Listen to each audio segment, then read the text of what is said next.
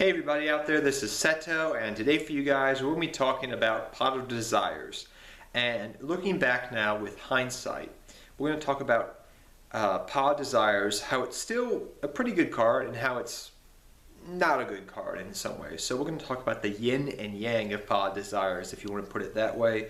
The good, the bad, and the ugly, I guess you could say. You could call this video, because Pot of Desires as a card looks ugly, but as a secret wear it looks very beautiful. It has a good effect too in some ways, to some people. But I know the card is very controversial. I know a lot of people don't like the card because they feel banished in the 10s and neg 10 and all these things and things we had people believe about the card in general. And while some of those things are true and some of those things are not true, I've always been on my stance with Pot of Desires is it's a decent card. It's a pretty good card. It's very helpful to certain decks that run multiples of a singular card. So like if I'm playing in Blue Eyes White Dragon as a 1 or a 2 of, it's very useful because once you get all your things in your graveyard, you use those as your resources. You just need to draw to some of your traps and other combo pieces and you're pretty good.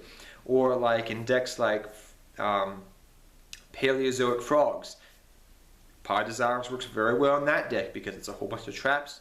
You're drawing into your trap cards, setting your traps. Pretty good. You're drawing into more combo pieces to some degree, and you don't mind banishing those 10 cards because most likely you're not even going to need those and you're not even going to see them. But I'm not trying to say that Pot of Desires is the be-all end-all card. I know for a good part of this past format, when we had when Pot of Desires came out all the way up until Raging Tempest, everybody ran Pot of Desires. We run it in ABC, we run it in this deck, we run it in that deck. People were throwing Pot of Desires in every bloody deck under the sun. And me, I have my 1 Pot of Desires and I, try it out online with 2 in some decks. I didn't like 3 Pot of Desires, way too much. But I like the card in some decks. And as we've seen, as we head into Zodiacs and all these things that have come out now, Zodiacs and these engine-based decks with a lot of different moving pieces that you need and you really don't want to banish stuff, you find out very quickly that Pot of Desires is good in some decks, but it is not good in all decks. And everybody still has their own opinion of the card, but I think it's a good card in some decks. Depending upon your deck, and you need to test it a lot. Because if it's a very combo-oriented deck, and I know people were talking about this before, and I'm kind of regurgitating what they're saying, but think about it really. Like, you don't want to run Pot of Desires and Zodiacs because you really want to get to your combo pieces, and the deck's already fast as is. Okay, that's good. But if my deck's a little bit slower, it makes it a little bit faster when I get to my combo pieces. So like Paleozoics, it's good in. ABCs, it's pretty good in. If your deck can make Omega, that's a pretty good thing to run Pot of Desires in. If you can make constant Omegas, Pot of Desires is not bad as a 1 or a 2 of. I like it really as a 1 of, and people always have asked me, well, why do you run Pot of Desires and Blue Eyes White Dragon? It's not that good of a card, you banish your stuff. And I'm like, well, first off, if I run Pot of Desires as a 1 of, if I draw into it in the early game, well, it helps me get to my combo pieces and dig deeper into my deck and set up a more powerful board. If I draw it late game, well, it doesn't matter what those resources are. I just need to find some dang good cards that can help me in a sticky situation or put the finishing move on my opponent. That's all I'm trying to do here. Draw to more things that I could use, possibly. Doesn't matter what those cards are. I don't care. I'm already in a winning position or a losing position, and this is my last attempt to win. And it does come through. If I'm playing Dark Lords, well, doesn't matter what half those other Dark Lords are. Let me just get more Dark Lords in my hand. That's all I need to keep going off, to make it more powerful board. So in certain decks, I love it as a 1 of. Would I run it in every deck? No.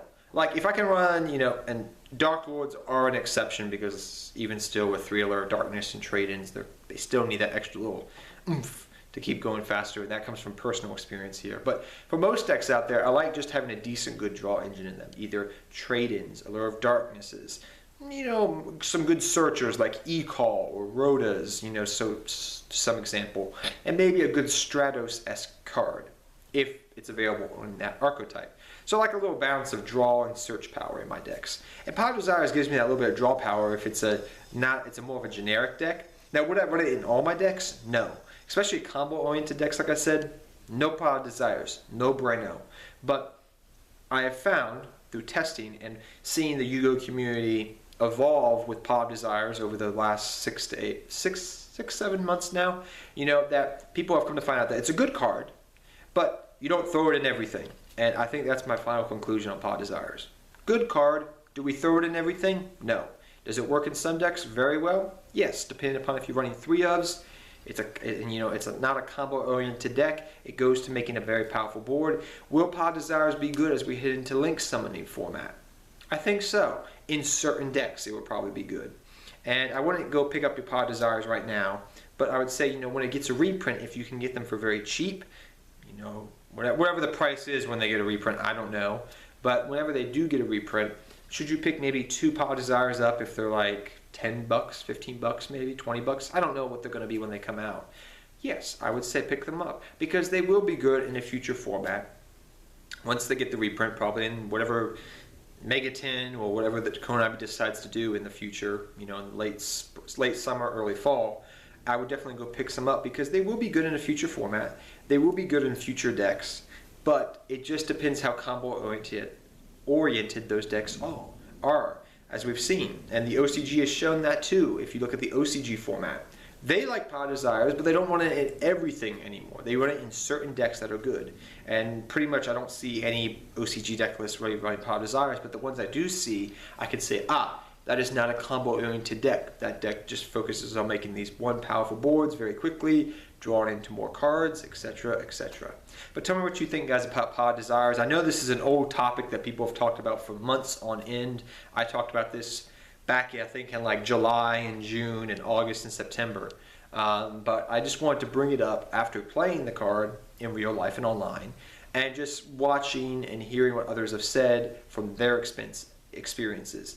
Like I said, it's a good card, not made for every deck though. But tell me what your thoughts are on Pod Desires. Until next time, guys, take care, have fun dueling, good luck dueling, and I'll see you guys next time. Take care, everybody.